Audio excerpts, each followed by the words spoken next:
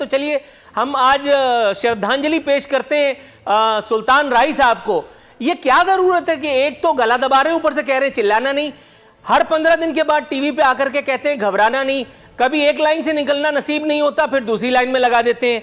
क्या यही थी वो तब्दीली जिसके गुण गाए जा रहे थे? जी बहुत शुक्रिया नूरुल आरिफीन, आपने मुझे इनवाइट किया और मुझे बहुत खुशी हो रही है कि चलो सुल्तान राई ने आपका मूड तो अच्छा किया ना। आज इसका मतलब है प्रोग्राम सही गुजरेगा हमारा आपके साथ। जो भी सुल्तान राई कह रहे थे मुझे समझ आ गई है आप क्या कहने की कोशिश कर रहे हैं, लेकिन आपको पता है कि देखें कि जिस तरह खान साहब कहते हैं कोई जादू की छड़ी तो है नहीं, पूरी कोशिश कर रहे हैं, दिन रात लगे हुए हैं।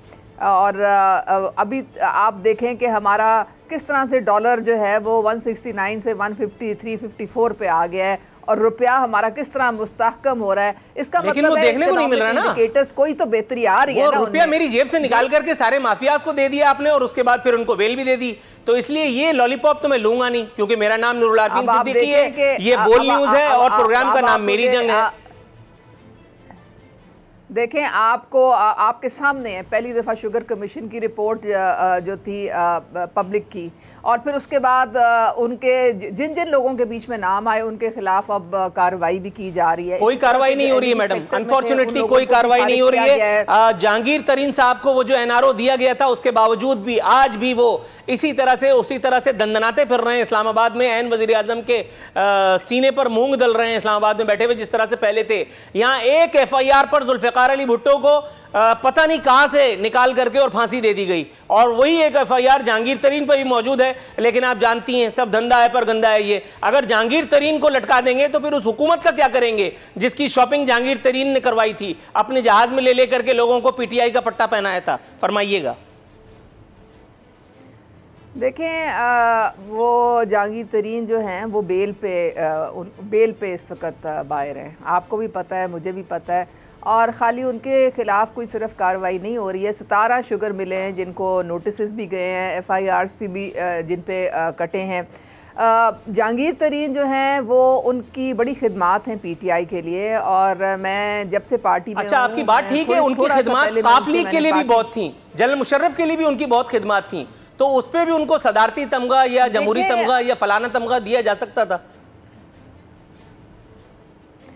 नहीं वो उन्होंने वाकई टाइम भी दिया, और इमरान खान साहब के बिल्कुल वो राइट। हमारे मोहल्ले में एक आदमी था वो गरीब लोगों की दीवारें फांद जाता था, उसका नाम था कलुआ, जो रखा हुआ होता था ना उनके पास जमा पूंजी वो साफ कर जाता था, वो भी बहुत टाइम देता था चोरी चमारी करने में, लेकिन उसको पुलिस हर हफ्ते आकर के अखलाकन जूते मार के हवालात में कर देती थी। मैं उस पर नन्ना सा था, तो उस कलवा में और इस हलवा में बहुत जमीन और आसमान का फर्क है। आप जरा इनके कलाबे मिलाइए, मैं आपकी तरफ आता हूँ थोड़ी सी देर में।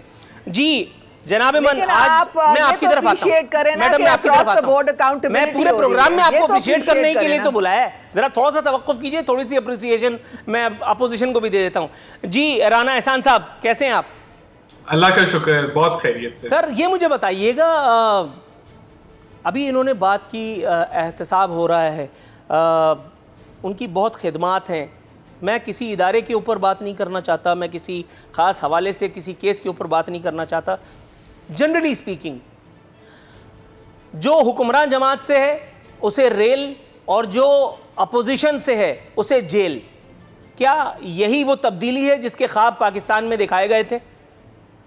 जी हाँ, यही वो तब्दीली है, और ये इनको अपनी साइड पे चाहे बिलियन ट्री सुनामी हो, चीनी आटा, जो भी मसाइल हैं, पेट्रोलियम की करप्शन, LNG के ऊपर जो नुकसान हुआ वो चीज़ें नज़र नहीं आती।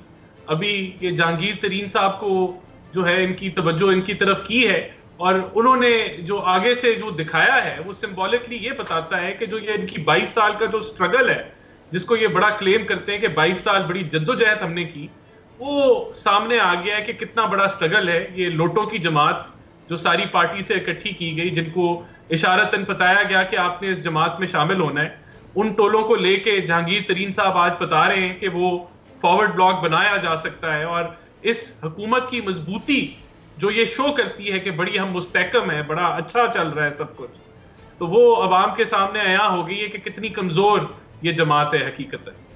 तो जहां तक एहतसाब का आपका सवाल है, देखें हमें इन्होंने क्या कुछ नहीं किया। 2-2 साल 2.5 साल जेल में डाला और जेल में फिर तफ्तीश भी कोई नहीं की, और फिर आखिरकार आहद चीमा से लेके एहसन इकबाल से लेके फवाद हसन फवाद तक, या जो है मिफ्ता इस्माइल, खाकान अब्बासी, किस किस का मैं नाम लूं, सब लोगों ने जेल की हवाएं खाई लेकिन साबित कुछ नहीं हो सका। तो यही वो एहतसाब है जो इनको तमाचे की तरह पड़ेगा अगर 5 साल इन्होंने मुकम्मल कर लिए, कि इनका जो एक ही बयानिया है, इसके अलावा तो कुछ नहीं है इनके पास, ना इन्होंने कोई ईंट लगाई पाकिस्तान में। ये करप्शन का जो बयानिया है ये गिर पड़ेगा और कोई इसको मानने के लिए तैयार नहीं होगा, क्योंकि अभी तक कुछ नहीं साबित हुआ और तीसरा साल खत्म होने को है। सर थोड़ा सा तवक्कुफ अगर आप फरमाएं, मैं आपकी तरफ आता हूं। ज्ञानचंद साहब बहुत देर से इंतजार की जहमत में मुब्तला हैं। ज्ञानचंद साहब सर कैसे हैं आप? शुक्र अल्लाह का। सर ये कुछ इन्फॉर्मेशन अगर आप मुझे दे पाएं, मैं थोड़ी सी अवेयरनेस चाहता हूं आपसे। ये जेल और रेल का जो इम्तियाजी फ़र्क है, ये मिटाने के लिए पीपल्स पार्टी भी अक्सर ये कहा करती है कि जी हमें आसिफ अली जरदारी साहब को 12 साल 11 साल जेल में रखा, साबित कुछ नहीं हुआ। सर जेल से निकलते ही इक़्तिदार, और इक़्तिदार से निकलते ही फिर अगर केसेस भुगताए जाएं, आपके ख्याल में यही है जमहूरियों का सफ़र? देखिए, पाकिस्तान की अगर तारीख को देखेंगे तो यही सफ़र है। एक प्राइम मिनिस्टर आता है, उस प्राइम मिनिस्टर को कत्ल कर दिया जाता है, और फिर बाकी जो उसके साथ पार्टी होती है तो उसको सबको जेल में डाला जाता है। इंसाफ के नाम पे ये इंतकाम होता है, ये पॉलिटिकल इंजीनियरिंग होती है कि जो जमहूरी आवाज़ है उसको किस तरह से दबाया जाए। तो इस स्ट्रगल में सबसे ज़्यादा तो भुगता पीपुल्स पार्टी ने है, और सबसे ज़्यादा इल्ज़ामात भी पीपुल्स पार्टी पे लगते रहे हैं। लेकिन जो आप कह रहे हैं बिल्कुल ठीक कह रहे हैं, यहाँ पे अगर कोई चोर भी है तो उसको आप साबित नहीं कर सकते, और जो नहीं चोर है उसको आप प्रोपेगेंडा करके उसकी इज्जत उछाल सकते हैं। ये हमारे यहाँ इजाज़त दी हुई है। हम तो कहते हैं पीपुल्स पार्टी के साथ पहले दिन से यही हुआ है, और आजकल जो नैब कर रही है न्याजी के साथ मिलकर, वो वही कर रही है। अक्रॉस द बोर्ड जो हम कहते हैं कि इंसाफ होना चाहिए, वो कहीं नजर नहीं आ रहा है। अगर वो जब तक लोग ना कहें कि इंसाफ हो रहा है, तब तक आप कुछ किस्म की भी कार्रवाई करेंगे वो पॉलिटिसाइज होगी, वो विक्टिमाइजेशन के ज़मरे में चली जाएगी। और ये बदकिस्मती से हमारे मुल्क में यही होता रहा है कि इक़्तिदार दो, कुछ दिनों के लिए इक़्तिदार दो, फिर जेल में डाल दो। पीपुल्स पार्टी के साथ यही हुआ है। अगर आप और डेमोक्रेसी के लिए काम करते हैं, अगर आप काम करते हैं कि लोगों का आवाज़ जो है वो पार्लियामेंट जब तक जाए, और पार्लियामेंट जो ही सुप्रीम हो, तो फिर इस किस्म के केस बनते रहे हैं। हम कुछ भी कहें कि एस्टेब्लिशमेंट का ये जो खेल है वो पाकिस्तान बनने से शुरू हुआ है, जो अभी ख़त्म नहीं हो रहा है। सब्सक्राइब करें और बेल दबाएं ताकि कोई खबर रह न जाए।